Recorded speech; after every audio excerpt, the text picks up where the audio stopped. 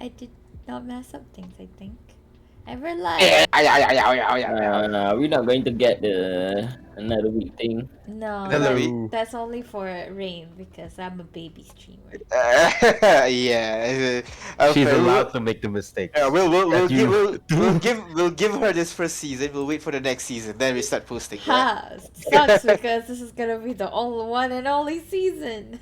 Oh no! Speaking of season, hello people and welcome to the 11th and penultimate episode of Rogues Gallery podcast. We're Wait, it's the penultimate already? Yeah, it's 11th. Oh man, I We thought have it's like the 12 in 12 the or season. 13th or something. Oh, penultimate means the one before the last one. Yeah, yeah. My English is bad. Yeah, huh? I agree. Um, Wow. and where we talk about all things D&D and TTRPG. So as usual, we have one person missing this week.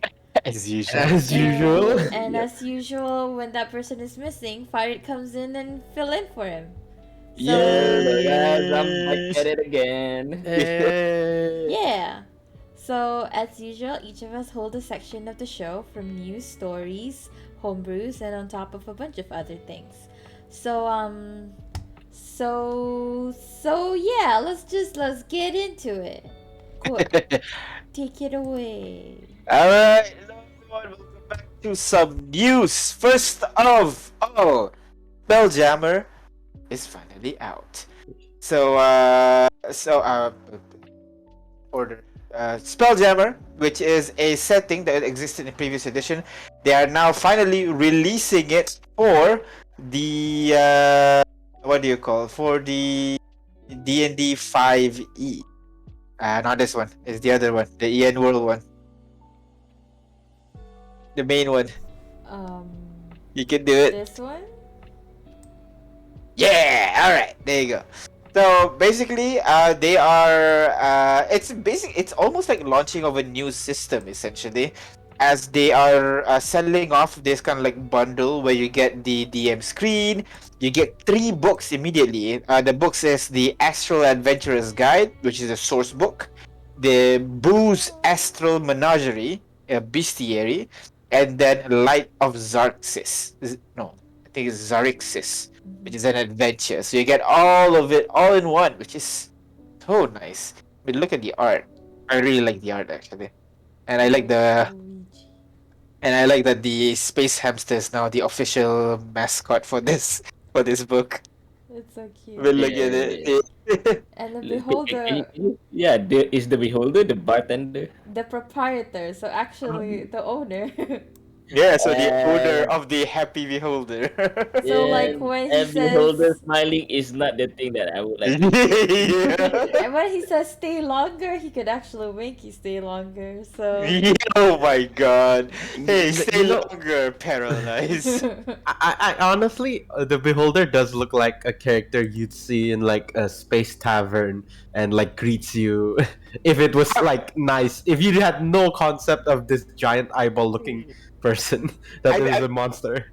Yeah, I mean, like when you think about it, like the fantasy races that we have in D&D, if we change our perspective, they're basically aliens. You know, if you put all the different races in D&D, put it on different planets, they're just aliens that we meet on your travels, and some will be more friendly, some will be more hostile, which is I guess would resonate better with how Wizards of the Coast are running the game nowadays, because they want no creatures are actually evil, that kind of stuff. So actually this setting might have gone well. So for people who don't know, a Spelljammer is like Dragonlance, Forgotten Realm, and Greyhawk. All of these are basically a setting, and Spelljammer is a setting for a kind of like Treasure Planet, the Disney Treasure Planet movie, where you're sailing the stars on ships called Spelljammers. So you're basically like jumping through realities on these sailboats and everything. So it's if you want to play a pirate and you want a little bit of a sci-fi in there inside of your fantasy games, this is what you're gonna want. So there are 6 new playable races.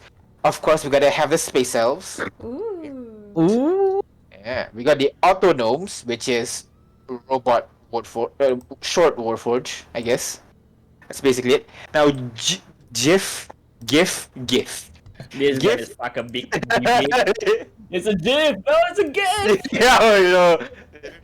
So the GIF slash GIF is the GIF is fucking hippopotamus. Oh. It's just a I'm huge sorry, what? hippopotamus. Yep. Hado Z is a space monkey that is that can glide. So sugar glider. Let's go with sugar glider. Space sugar glider race. Now the Aw. for the plasmoids are sentient ooze, so they can like humanoid shape a little bit.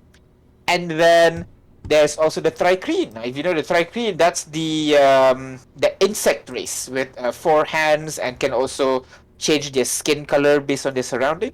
That's the Thrycreen.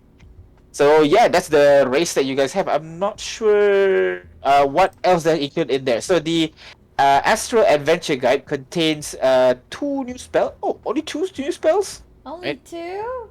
Apparently so. Well, it is a spell jamming. Is it? You're supposed to supposed to- stop spell. Yeah. Okay. So the 2 spells are Air Bubble and Create Spell Jamming Helmet, which I'm assuming is more focused on the spell jammers, which I think is fair because you don't want content to be like a bit all over, you know. This kind of has a bit more focus to it. The main thing is spell jammer ships. That's it. Not like more spells, not more things. While it's nice to have, I think this kind of tells me that they put their focus where it should be. The spell jammers. I mean, like, I feel like the addition of these 2 spells kind of makes sense. I mean, okay, one of them is versatile in my opinion. Air bubble, can you apply it anywhere else, like underwater? I assume. Yeah. Yeah. Can So imagine. free underwater abilities at level Yeah. 2 at I guess second level spell slots. it's a more general version of water breathing, huh? Because water breathing is only for water. Mm-hmm. Is water breathing first a second level spell as well? Anna? Third. Third level, so slightly Ooh. weaker maybe. So the book also contains 16 Spelljammer ships. Now that kind of reminds me of what was that game that we played together again? The underwater ship game. Oh, What was it? Trauma? That's the one. Narrow trauma, right? Yes. Why would it remind you of that? You know, because there's like a bunch of ships in that game that you can buy, and I remember us gathering all the money that we can, bought a ship, and then decided the new ship sucks, and we went back to the old one. Well, why isn't this reminding you of our terrain campaign? There are a bunch of terrains in there as well. To be fair, I haven't fleshed out much in terms of the mechanical chain other than that, you know, it can carry stuff. But yeah, we'll see. Maybe you can have a train on train battle, you know? That'll be interesting. Mad Max level battle. Yeah, exactly. Pitchforks in the front. I wonder who will be the diesel. Anyways, so the book also provides information on the Rock of Braal, which is basically the kind of like central port. They describe it as a water deep in space. Oh. So Boost Astro Magenry, the BAM, contains 39 monsters, which is pretty cool, and 72 stat blocks. So there are some variations to the monster as well. And BAM also explains how to adapt any terrestrial 5e creature for Spelljammer. Simply add the unusual nature, which means they don't have to breathe and you're all set. So you can make any monster appear in the space, including dragons. That will be fun. Astral dragons are awesome. Oh my god, space dragons sound like the worst thing. Man. No. Oh my Well, god. to you, it's need to me, read it's up on sounds space interesting. dragons. They are really awesome, man. But now they have like they're omnidirectional. They can You can- fly below your ship. Yo, and you guys can't get to them. They can just like get stuck under your ship and just fire breathe into the bottom of your ship. And you can't do anything unless you want to jump off your ship, which is gonna be another level of problem. God, that's terrifying. But yeah, they also provide a book of Light of Sarxis, which is essentially what's this? It's a campaign, short campaign for characters of 5th to 8th level, and it fits easily to follow up of the D&D starter set, which is the Dragon D&D starter set, Dragons of the Stormwreck Isle or Waterdeep Dragon Heist. So it's kind of like around that same level, basically. So, if you are worried about transitioning your game to the Spelljammer world, you don't have to worry because the campaign starts with astral elves from the Xerxes Empire attacking your world. So, with that, you're kind of that's the call to adventure where you can start going into space and then fly around. But it's not a. It's, Elves always yeah, take the exactly. funds out of everybody else. Goddamn elves. Man, people elves get a bad rap, you know. Space elves. Yeah.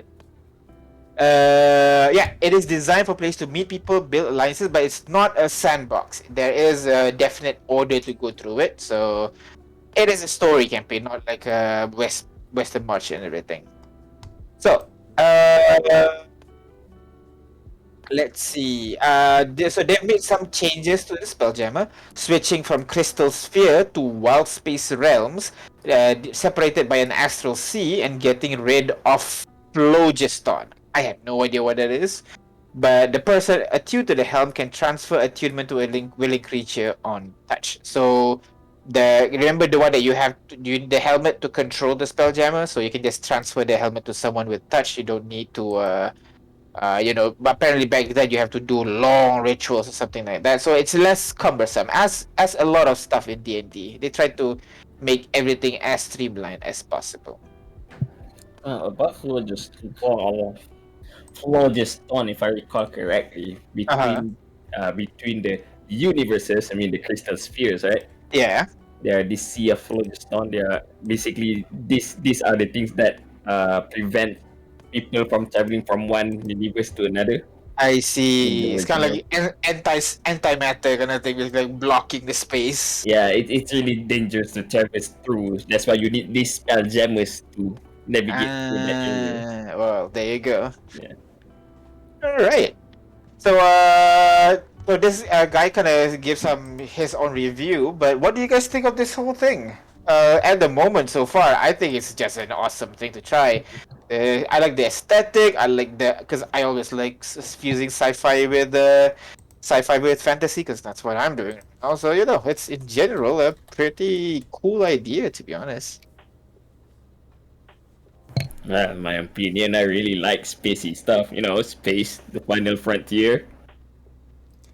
Space Final Frontier. Yeah, I mean, space. Who doesn't like space? Well, actually, Aina doesn't like space. Isn't that right, Aina? Yeah. But TalkYouTuber says there isn't even much about the mechanics of the actual ships. I'm gonna stick to the old source book. Well, I guess so. That is true. From what you can see here, there's not much, which I guess would be disappointing though, because that's the main idea of this whole thing. But I guess it's like 5e because okay, compared to older editions like 3.5, for example, they're all about getting into the nitty gritty about okay, if you want to blind someone, here's the step that you gotta do. If you want to grapple someone, you can do this, and then next step you can do this, and then next step you can do this. Well, 5e is more kind of like giving the GM the freedom to do things. That's why even in the what do you call even on this even on the ships, normal ship battle in basic D&D 5e, there's no mechanics. It's just you're on a ship. This is how fast a ship travels. Up to you how you want to deal with it. But I guess a good thing that they should have at least upgrade paths or like all the items that you can use to equip your spelljammer. But yeah, I don't think they want to make it closer to 3.5 or like the second E edition. They want it to be more loose so that the GM can just do whatever they want with it. And if they want more mechanic, I can put it in there. That's what we do in 5e. Homebrew shit. Yeah. So yeah. That is everything with Spelljammer. And did you know that they also there is also an album that is released alongside Spelljammer? It's called Spelljam. That's it. Just Spelljammer. If you want to slam,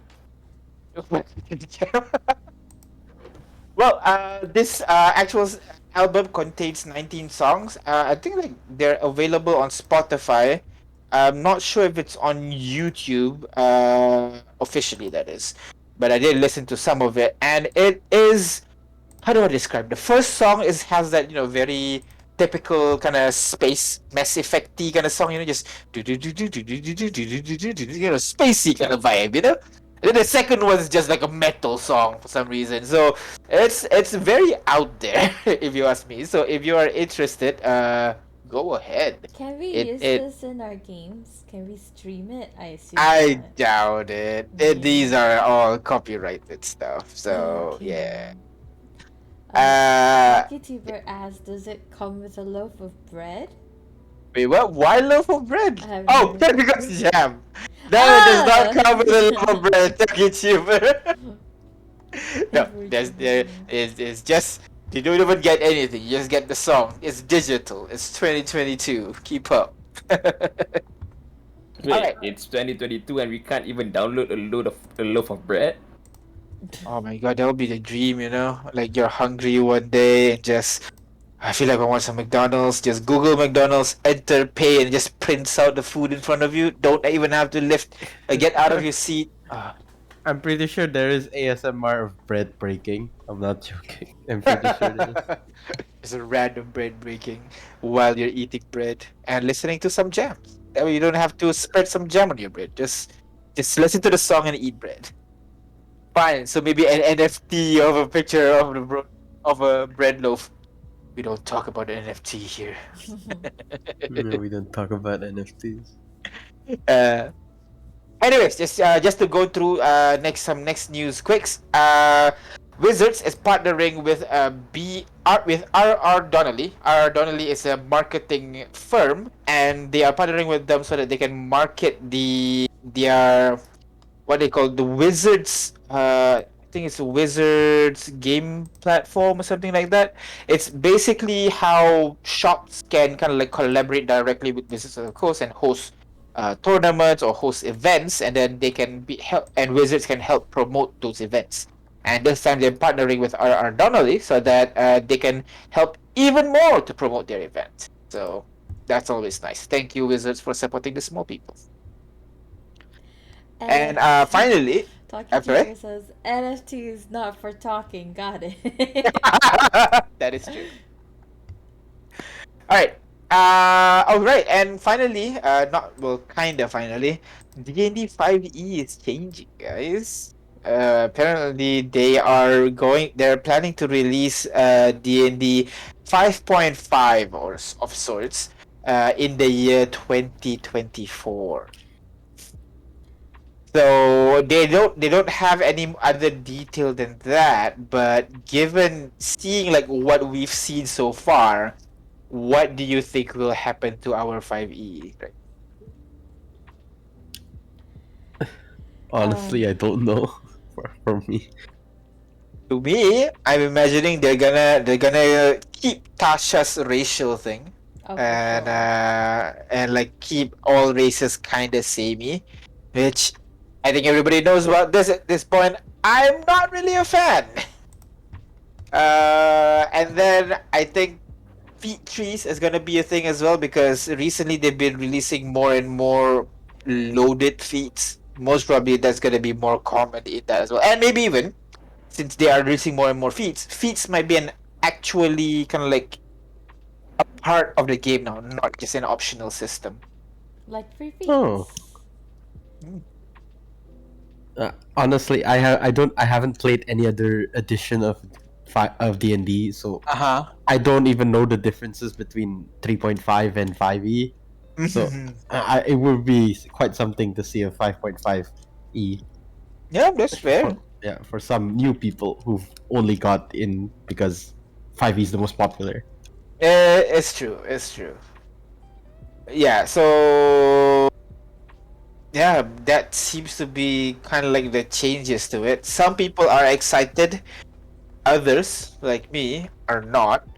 I do wish they will expand some of the side mechanics, though, giving us some more solid mechanics, like what Taketiba said regarding vehicles. Maybe it's a little bit more expansion on that, so that we can have some rule. Otherwise, well, there is a balance between giving someone freedom and then giving someone like just telling them this is what you should do. I think there's a nice balance to that. For the most part, the system worked like that, but some of it, people, they're just like, you know what, you do what you want. Vehicles are one of it.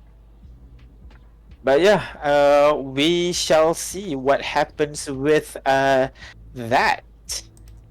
And to that account, they are making some announcements on their next upcoming stream on, I want to say, on August 18th, which it's actually tomorrow. So there's gonna be some not really podcast, kind of like an interview, basically, with Jimmy Wong, Ginny D, and Sydney Goodman to talk about something the Wizards may show. They are streaming on D&D Beyond Magic the Gathering's Twitch channel and YouTube. So go out there tomorrow and tell us what they announce. More news about the coming news. As usual. Yeah, I guess Gotta be cover interested, it man. next week. Yeah. Exactly. We announced last week that some big announcement. And then Bam! D&D 5.5. So who knows? Maybe what happen. I don't know what else is gonna happen. Maybe they just show the books. Maybe like the cover art, something of the 5.5e. What they have in mind, just to gauge if they're really planning to change 5.5e. If they announce it right now, they can gauge the people's reaction and see how they can change. Because writing a book is not as difficult as programming a game, so they can have some time to change a little bit if necessary. But I mean, yeah, so they say it's like the changes are gonna be 2024, and I'm pretty sure it's not even on the date of 2024, January 1st. So they're gonna have a while to update and whatnot. Yeah, exactly. Release some Unearthed Arcana bullshit like that. Let's hope they do listen to our feedback and not listen to what just the loud people on Twitter thinks. But yeah, that is everything from me. News over. Ooh. So yeah. Let's look at stories. I don't have a good transition. So Nice one, Ida. Well, this week we have a bit long, but not that long. I feel like when I was reading it, but anyway. So this one is from r/RPG Horror Stories, and posted by u/Reverse Twisted on Reddit. Title is DM tries to lie to a party of friends that we all hate each other. So this story happened years ago, but I found myself chuckling about it recently. TLDR at the bottom.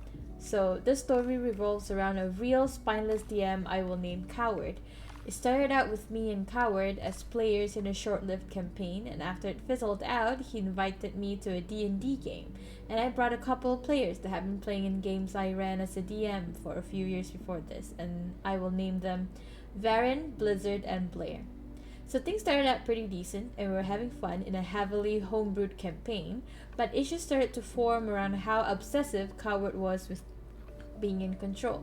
So the party was fleeing a city in a Magitech vehicle and driving across some flat badlands when we started getting chased by a bounty hunter who was behind us with a sniper rifle. The rifle was doing like 40 damage a bullet, so it would take any of us out with like 2 hits, and he had an absurd to hit, like a plus 12 against a party of level 5s.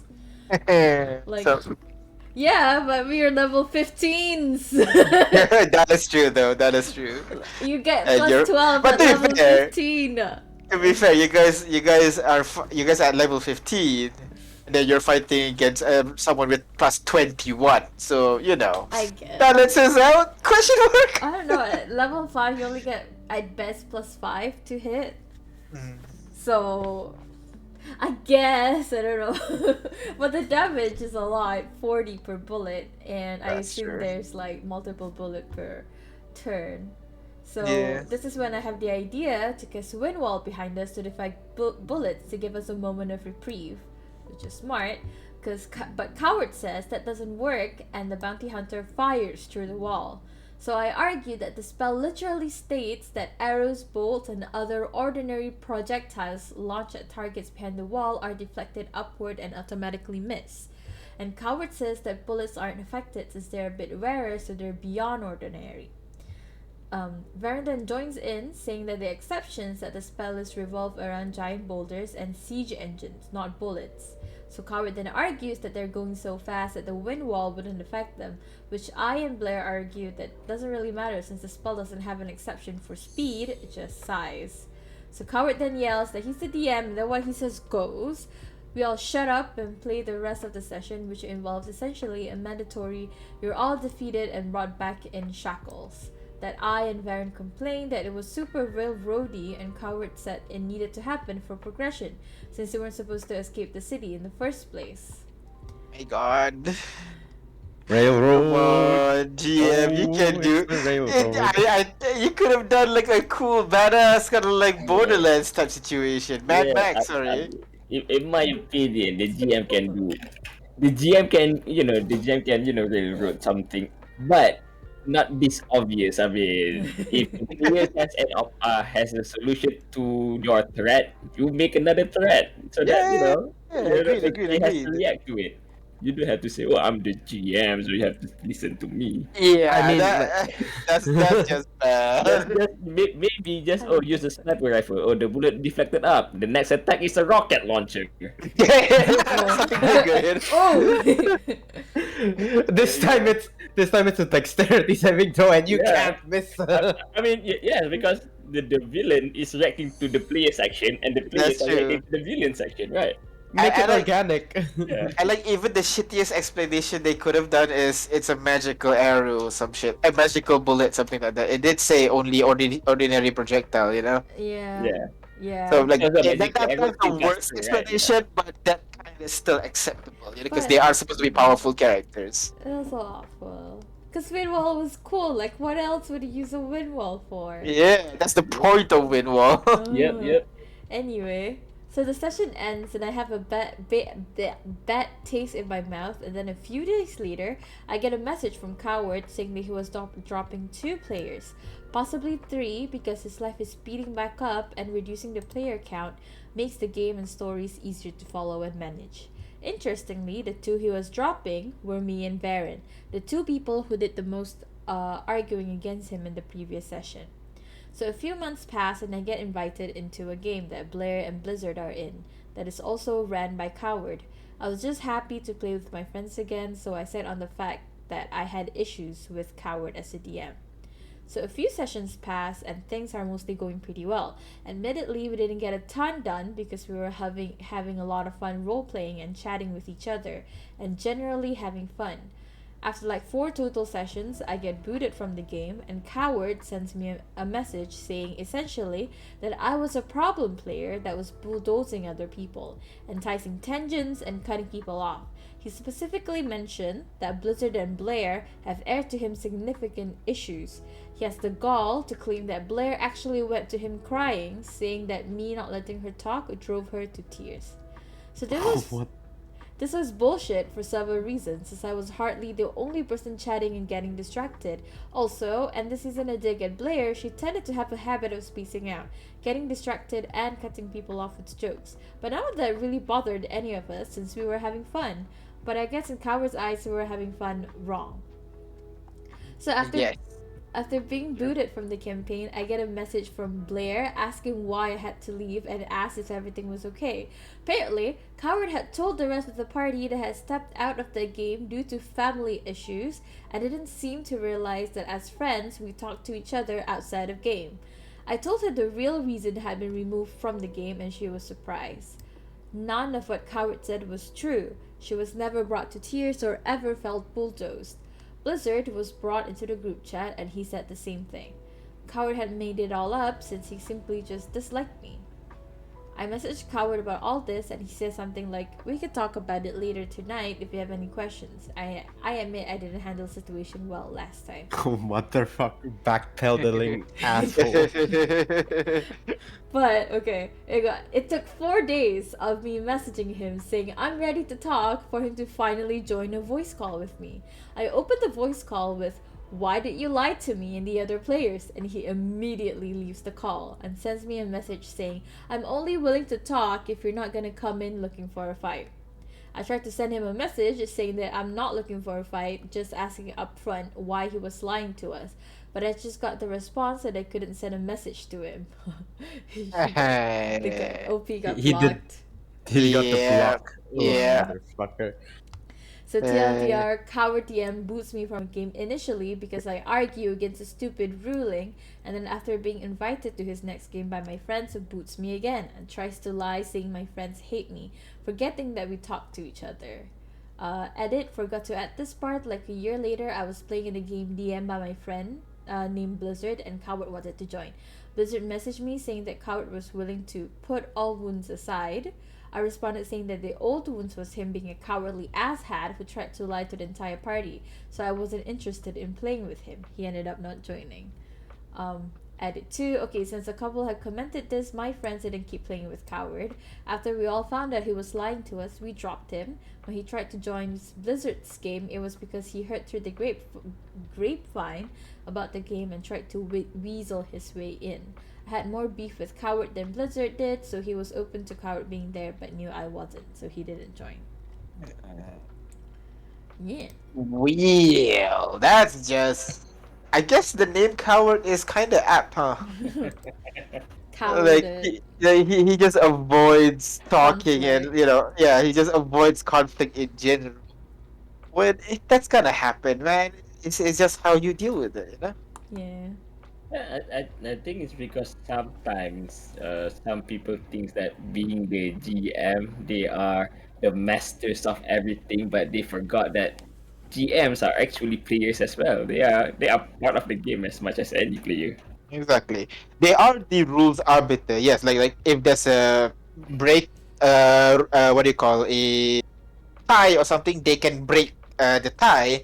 But when it's when most of the player agree it should run the other way, I think the GM should at least consider it and not go, "I'm the GM, you listen to what I say." We had this argument in our session actually.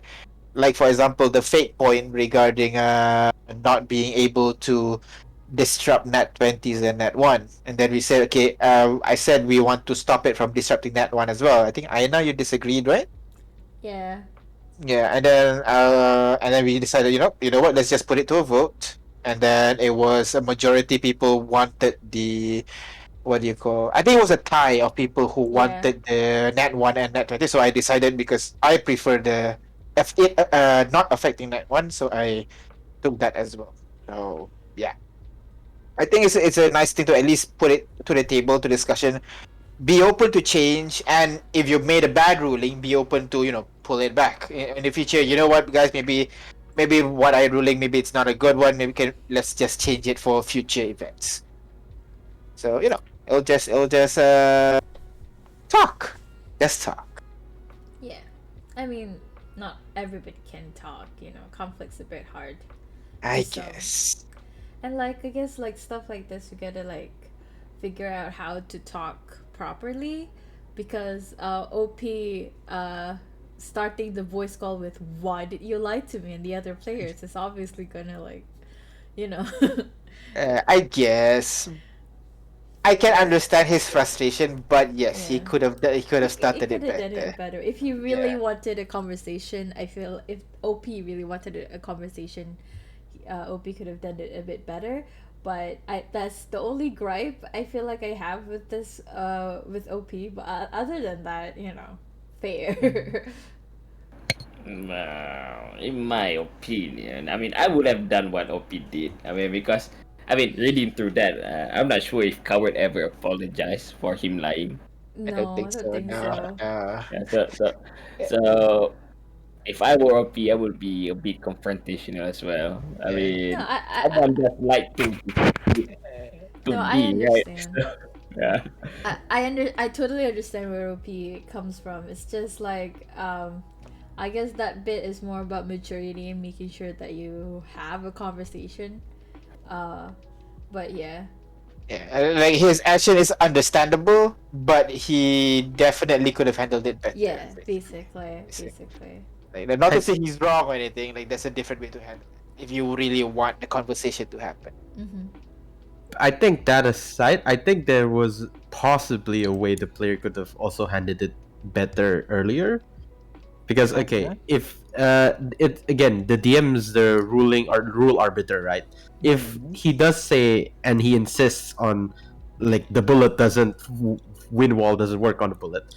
I mean, if it's already like twice this charm, just bite the bullet and say literally like in figuratively bite the bullet and say all right and continue on the game because I mean, is there a point to argue if if That's a it goes That is for true. But yeah. That is true as well.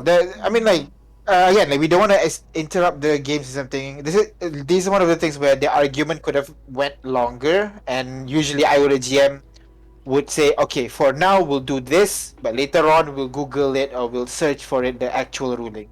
That if you notice, that sometimes I do it as well when we kind of went on a little bit long. We're doing this now. We'll see what happens later, just so that we can get the game going and not hold up everybody. So yeah, I guess that yeah, I kind of agree with War as well. In general, this whole thing, OP could have handled it better. Yeah. yeah. To as the player as well. I mean, by reading through the spells again, it says bolts, arrows, and everything. That it says gun projectiles, right? You could just ask the DM, "Oh, question: If I were to do this, will that affect the thing that I'm hoping the things will happen, right?" That could work as well. Yeah, I mean, have a discussion with the DM as well. yeah. That's one of the things as well. While I know it's cool for you to just, I'm gonna cast this, and like everybody goes, oh, Yeah. that's cool. Like that may if it come to a point where like the GM say, well, that's cool, unfortunately, and then you get frustrated and everything. Yeah, So although I have Yeah. a what day feeling five did it. with this GM, it's just anything that they're gonna like say no That- because they want That's to true make sure because that you they stay. are. Yeah. Yeah, they don't want the player to escape and everything. But just because one person did bad doesn't mean the other did right. Both could But have done bad, you know. but I really like the way you do DM things. I mean, if we made a mistake, we may. I mean, I casted this spell hoping to have an effect at the A effect, but I misread it, and then you said, oh, your character would be smart enough that it would have the effect that I was hoping it would do, Ah, right? You yeah, you re-roll that action so that we can do something else. So yeah, we're not yeah. wasting resources and actions, right? Yeah, exactly. So that I like to do that because the player's not the character and the character's not the player. The player may know more than the character and the character may know than the player. So it give them some breathing room. This especially in combat. Usually, like it wouldn't make sense for you guys to discussion what you guys want to do in combat and everything. But you guys, the players are not experienced adventurer, but the characters are. So they kind of like the discussion period is them looking into each other's eyes, giving a nod, and then immediately do the plan like in movies.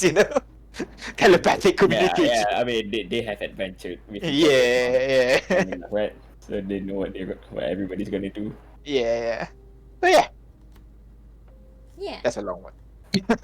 that's okay. 'Cause that's why we're going to homebrew now. Let's go. Let's go, Hey. Danny. War. Danny, who's Danny? War, what you got for us this week? All right. All right. So Ooh, pretty. today, yeah, we have the Magicite amulet. The website that we're looking this from is an ArtStation artist page by Daniel Arving Dekna. The Cena. He's, I think, yeah, he has commissions. He has a Patreon as well. Go check him out on ArtStation and he does a lot of fantasy stuff. So I'm assuming he does D&D type commissions and stuff. So go check him out on ArtStation. The page we're looking at has a ton of magical items, but only for today we're gonna just inspect one. If you scroll down, there's multiple items he uploaded in this post. Yeah. All right, go. All right. For today, yes, the Magicite, or I don't know how to say it. magicite or magicite. I don't know. I think just- magic, right? yeah. Magicite amulet. Final So, Fantasy it's calls it Magicite. Yeah. magicite. It's a I guess it's to stone. Mm. Yeah. So it's a wondrous item, an amulet, and requires attunement. It's apparently it increases your spell save DC by 1, so that's Mhm. good as well. It has a weight of 0. I mean, floating gem, I kind of makes sense. And Mhm. yeah, I don't think does if items are less than 1, wait, how are things measured in D&D? Kilos What or do you mean? grams? Pounds. Like how's pounds? If an item is like less than a pound, does it have 0 and it doesn't add to your like? Usually there is a decimal, but people don't keep track decimals unless it's big enough. So Okay, yeah, so it's weightless apparently. So that's do cool. with that what you will.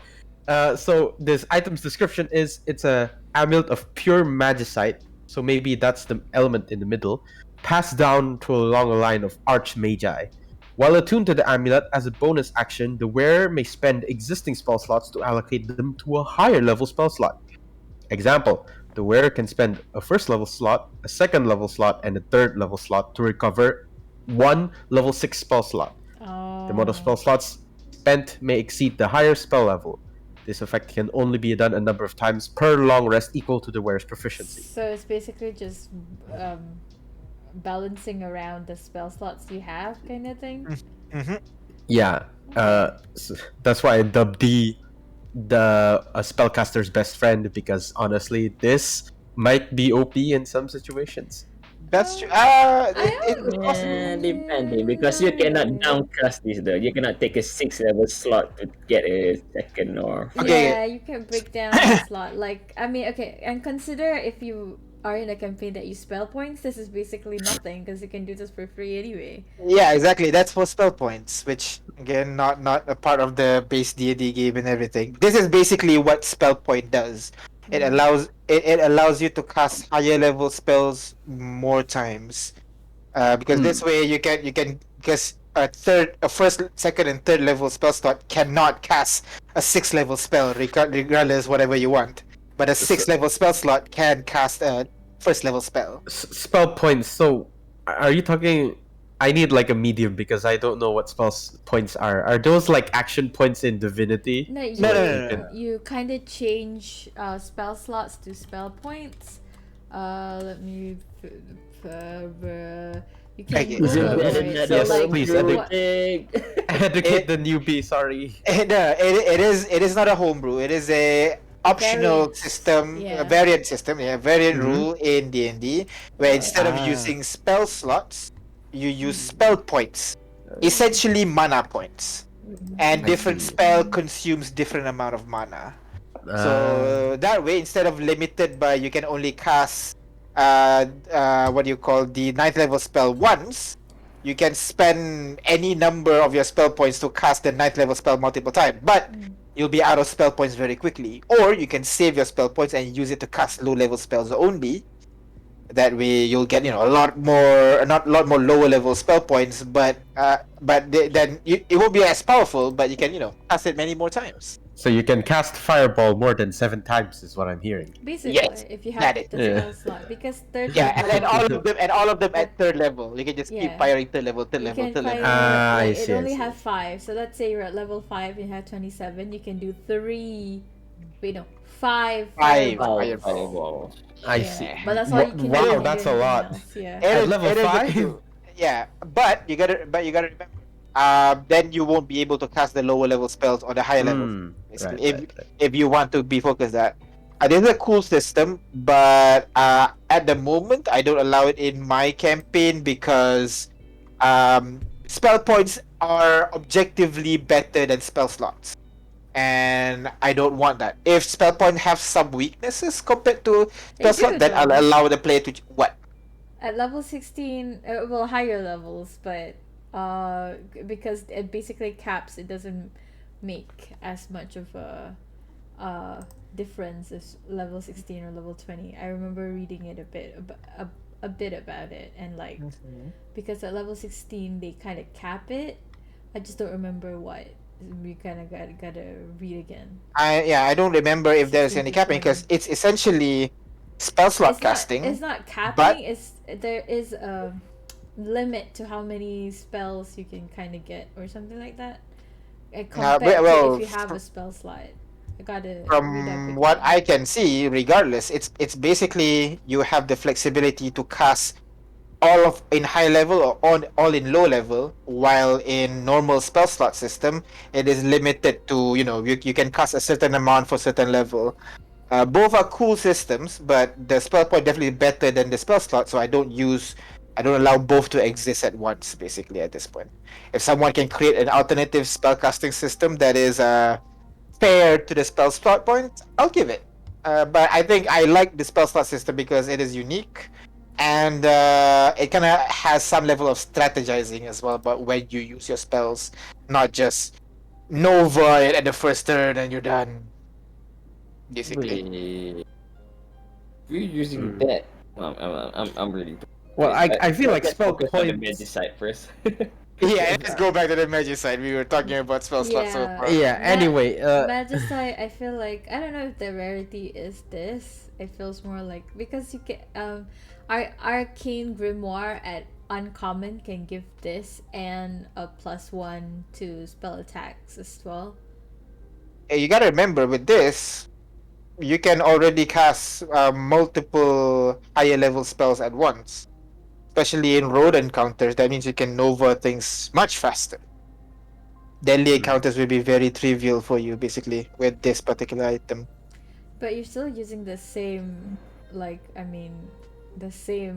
You wanna say what do you call let me get my bearings here. You wanna say 3 fireballs is as powerful as 1 meteor swarm.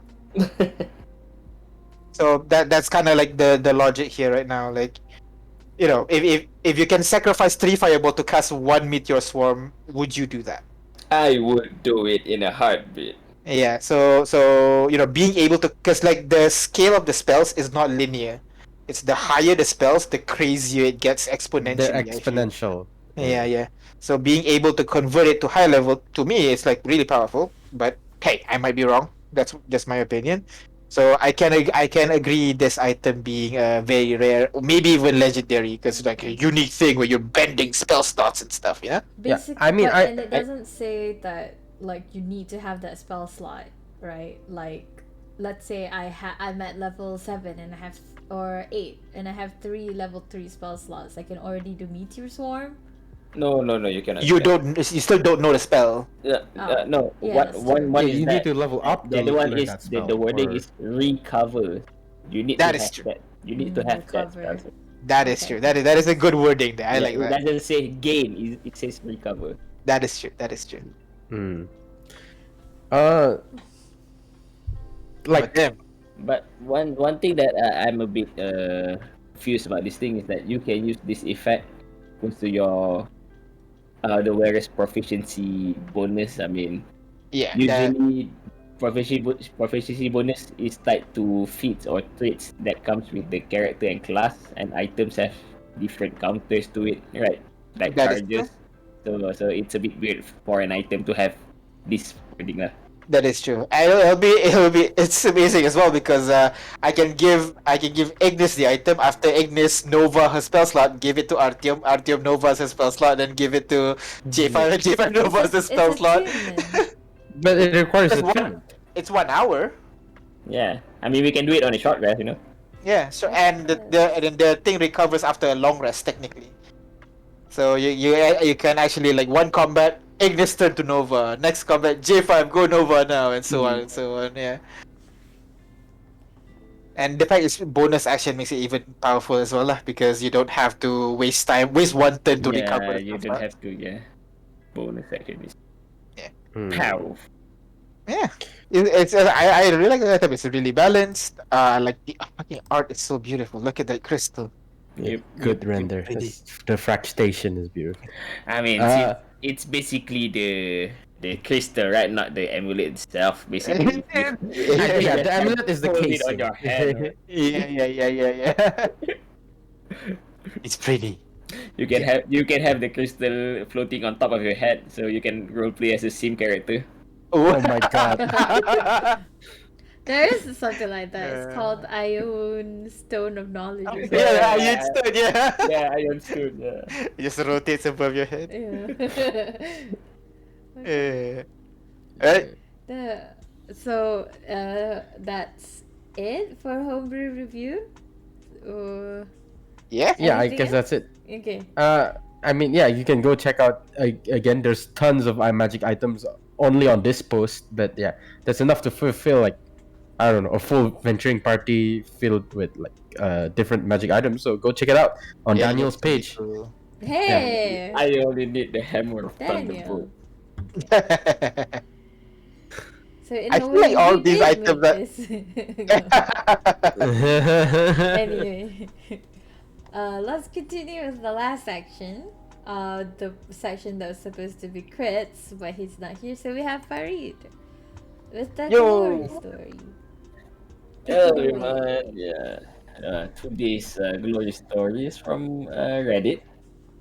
It is written by someone called r/critcrap. No, Uh, it's Yeah. not written by Crap. Oh, I don't know. I don't know how Reddit It's works. in the subreddit of Crit Crap. Yeah, it's in subreddit. Okay, Oh, no, don't show your boomerness, please. I don't know. New kids and new Reddit stuff, right? You kids, your newfangled Reddit. Oh, it was posted by user Incoherent Incubi. Yeah. Yeah. Oh wait, I just got why it's called Reddit. Oh my god. Yeah, because you read it. Like, No, why did it take me so long? Today I learned. Oh my god. Who's the boomer now? Reddit is because you read it. Oh my god. Well, one shows the boomer because he doesn't know how to use it. One shows the zoomerness because doesn't take the time to understand why it is. I just thought it was a cool sounding name for the robot. Alright, focus. Alright. The title of the story is I was fine with my character's death until I saw the statue. Alright, this is a very long tale, but it is very interesting in my opinion. Let's hear it out. Alright. So this is the story of the character death of one of my favorite characters ever. This happened over 20 years ago, and whatever happened, that group of players get together. We always fondly reminisce about it. I hope you enjoy it as much as I do. His name was Eric, and he was a halfling paladin.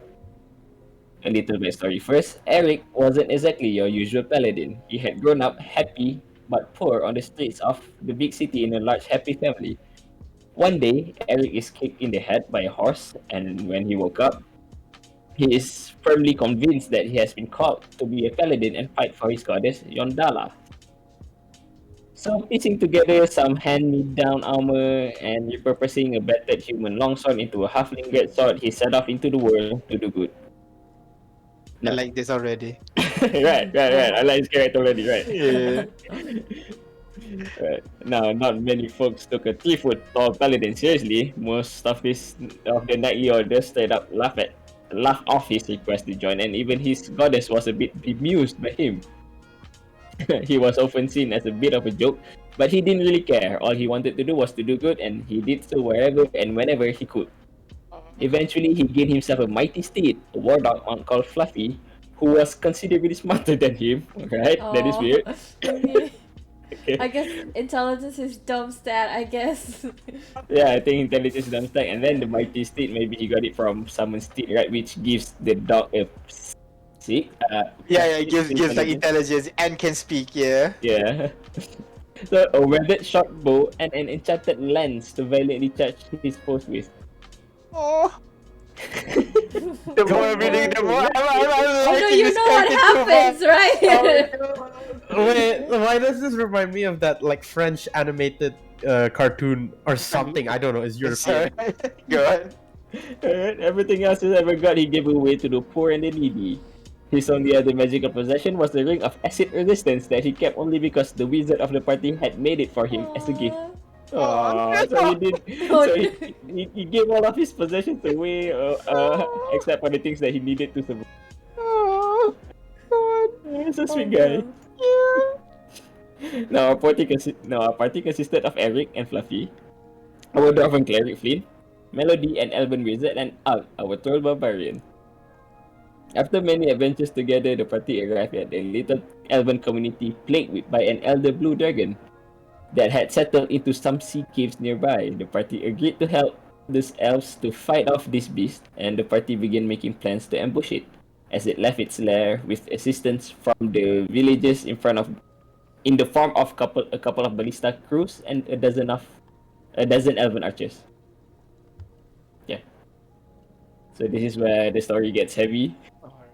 So the problem was, we needed the dragon to come out of its lair in order to ambush it, and the party were stuck on exactly how best to get its attention. Melody wanted to try to fool it by attempting to bargain with the beast.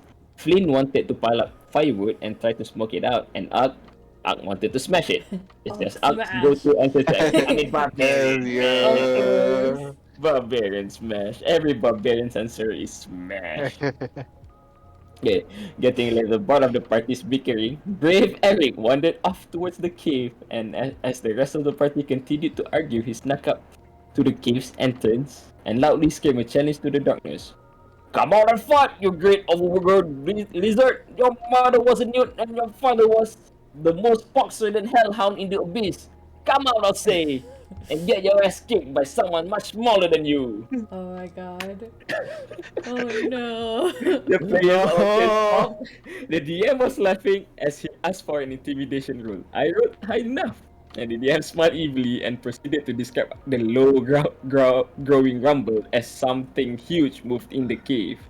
Small rocks clattered to the ground and great heavy footfalls echoed as massive blue dragon stepped into the entrance of the cave. Pathetic creature, you are not even worth picking from my teeth, the dragon roared disdainfully. I take out my bow and shoot the dragon. At the dragon, I announce. Okay. I don't know what I announced. No, Unannounced, I guess. you I announced announced to the GM. GM announced to the GM. Maybe. Yeah. Okay. The rest of the party were scrambling towards me, and the dragon is looking down at this tiny knight on his shaggy little war dog in bemusement, and the villagers are all hiding on the cliff top waiting for the dragon to come out in the open. I got a crit! Let's go! Damn it! Yes! Your arrow strikes into the cave and hits the dragon in the eye. It screeches in outraged fury before boiling out of the cave towards you, the DM said, announcing the start of your battle. The next few rounds were hectic. The dragon attack was horrific. Our paladin charged as was nearly squashed by the beast's tail. The wizard cast fireball after fireball, while our raging barbarian chewed into the beast's side with his great axe. The dragon took flight, triggering the ballista, who both missed. It shot away from us, came back with a great blast of lightning that frightened half of the archers on the hilltop, and then turned for another pass over the party. This is why you need bards and Yeah, clerics. this is why you need Aid, my guy.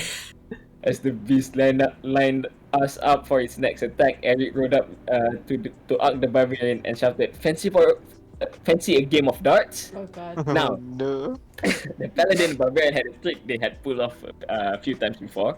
Ark had very little brains but a truly ridiculous strength, so he simply picked Oh, up the no. Paladin, lance and all, and threw him at the enemy. Oh, the lance. Okay. Unfortunately, he ran away. Oh my god. No. Oh no. Oh my god! The DM with an evil smile asked for a dex save from Eric, which he dex failed. save? Oh my god!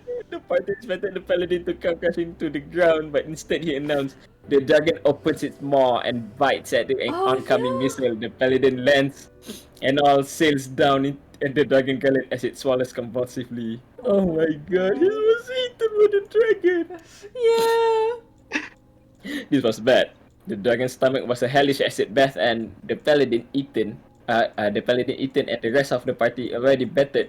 It looked back for the party until we remembered Eric's ring of acid resistance. Oh my it comes god! Back. Okay.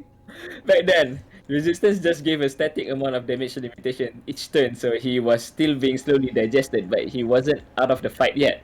His next turn, Ellie began bravely hacking at the beast from within, slashing away like a madman, casting every spell he had into his stomach, making the Oh my dragon God. violently disagree with him. Oh my god, alright. He's still fighting, man! Let's go. Oh, Eric. No. Outside, the rest of the party give it everything they had. Up went mad, thinking his friend was dead, and started climbing the dragon like a tree, hacking away madly. Melody, the wizard, dashed from cover to cover, blasting away, and our beleaguered cleric did his best to keep the party up. Eventually, badly wounded, the dragon took to the air once more, gaining height as the dragon dodged the wizard's spell. Inside the beast's gullet, Eric was on his last legs. His non-magical gear had all rotted away, and he was moments from joining in the beast's stomach. He had one last attack before the acid would kill him. Eric stabbed with his notched old blade, and the GM smiled and he asked me to describe the kill.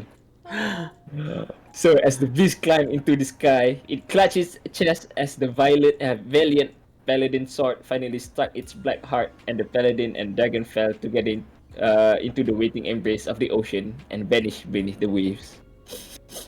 Oh my god, Eric! It's not finished. Come on. No. The elves threw a feast to celebrate the victory, and the party were heroes. Eric was gone, but he had died as he would have wanted fighting to protect the innocent. And the DM went into detail on the villagers' tearful moment of silence for the fallen. I created a new character, and our adventures hit the road once again for many more adventures. However, Are you the guys story of crying? Fuck, I'm tearing. I heard a lot Continue. of sniffling. Hush. Oh. the story of Eric, the halfling paladin, wasn't entirely done yet. About 2 years after the party left, about 2 years later, the party came back through that small elven village. You come into the side of the village, the DM began. It looks to have gotten larger since your last visit. A dozen or more small cottages have clustered out in around the elven structures, and you can see halflings and elves working the fields together. Aw. As you walk into the village proper, people begin to gather. Elves you recognize from your last visit pointing you out to their small companion. On what was the village green stands a shrine, the golden cornucopia of Yondala, inscribed on a white marble altar. Behind it looms the gleaming skull of a great blue dragon, and standing atop the skull, a notched sword raised in a triumphant salute, stands a statue of a small smiling halfling in a mismatched plate armor. Oh. Shivers, man. Shivers. I cried. The rest of the party cried. Even the DM was wiping back tears. It was probably the most touching moment in my entire gaming life. I cried even more when I found out that the halflings were members of Eric's extended family who had been invited to come and settle by the elves who had raised the statue in his honor. Aww. Oh wow. I'm Man, ugly you- crying. Aww. Eric the paladin, the halfling paladin. See, the title make it sound like it's a bad story, like it's gonna have a bad ending. Yeah. That is really good, right? Yeah. Eric. Oh no. gosh. I think this story broke the. I found this story, by the way. Yeah, it's from Aida. Like it, I fucking upvoted to my god. Shinzo Sasage. Oh my. Oh, Uh, this man did best with what he had with that one. Oh, Best paladin. Best paladin. Best paladin. Best halfling paladin. That's basically like the atypical paladin, you know, like self-sacrifice and like going in there. The typical paladin, not the atypical. The typical paladin, just going in there and die slaying a dragon, like how any paladin would like to die. oh fuck, dude. Yeah. Nice one. That was a good one. Yeah, that was a good one. So to finish things off, a little bit of a discussion to get the comment section going. So Alright.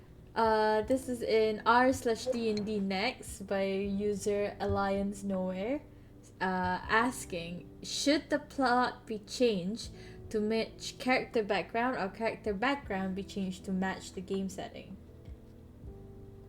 Both. No, that's not a fun answer. Someone else, come on. I think As a player. okay. I agree that it should be both, but then in a split ratio, there has to be a ratio definitely. I feel. Wait, sorry. Let me read it. So I'm saying the correct ratio, not gonna say 7-3 and then okay. Sorry. Plot to So background plot. or background to match plot. I feel like it should be a 6-4 ratio. It has to intertwine both the player and the DM's world. It has to feel lived, I mean, and invested, I feel. Yeah. So the OP said like something that he noticed is players have created backgrounds that they find interesting and expect their backstory to be woven into the game. So he found this odd because he would expect players to look at the background setting and tailor their character to the session 0 concept. So OP mentioned that they're old, although I don't know how old. It's just that I guess the old way or the quote unquote old way of doing things is you tailor the character to the background that is available. But apparently, recent trend is the opposite. Yeah, the player expects more from the GM, Yeah. basically. So like here's what I think basically. On character creation, like this is the best case scenario. The player should try to make a character that fits the world. No doubt about that. They should try as much as possible to fit the world. If you're playing a grim dark universe, do not make Ariel the Little Mermaid, for example. If you're making a fun kind of Disney kind of like fun kind of character, do not make Horace Lupercal. Okay? For people know that's a character from Warhammer 40k. So you create your character based on the GM's world, and then as the game goes, the GM should actually try to weave the character's backstory into the plot. Like that's what I do. I give you the world setting, you guys make the backstory based on the world, and then I'll create a plot based on your backstory, try to merge all of it in together. That's what I do, at least. So yeah. Well, having played with only one GM in my entire D&D career, I mean, I've come to expect well,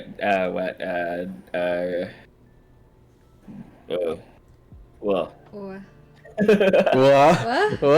What? raid, right? Yeah. Okay. Raid, yeah, raid. Yeah, right. Whichever works really. I have so many names. Your What pick. Raid had just said. Usually, when I create my characters, when I'm creating a background, I usually create let's say a scene where why it compels my character to go up and have the adventure, right?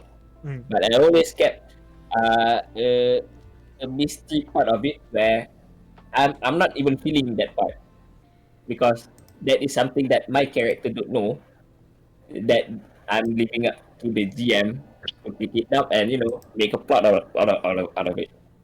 So for example, let's say if I'm making a character where my family is murdered by let's say someone, I might not know I might know who that someone is out hunting for him, but I might not know what his motivations are. So that is where the DM can make a plot out of it, incorporate it into the gaming world, the setting. Yeah, that's why I always say like, there's three parts to the backstory. Thing that everybody knows, thing that only the player and the GM knows, then thing only the GM knows. Like to write your backstory based on your perspective. It's okay to have some. When the GM asks like, why does the character do this? It's okay to ask. My character doesn't know. Then it's kind of like the GM can like, I see, and then the GM can play around with it. Yeah. So that's all we have for this week. We'll see you guys next week for our very last episode. Maybe a bit longer than usual. I don't know, maybe 1.5 hours. Who knows? Feel like Anyway, that's our usual length. yeah. But yeah, in the meantime, stay safe and feel free to enjoy some healthy dose of D&D memes on your way out. Yeah,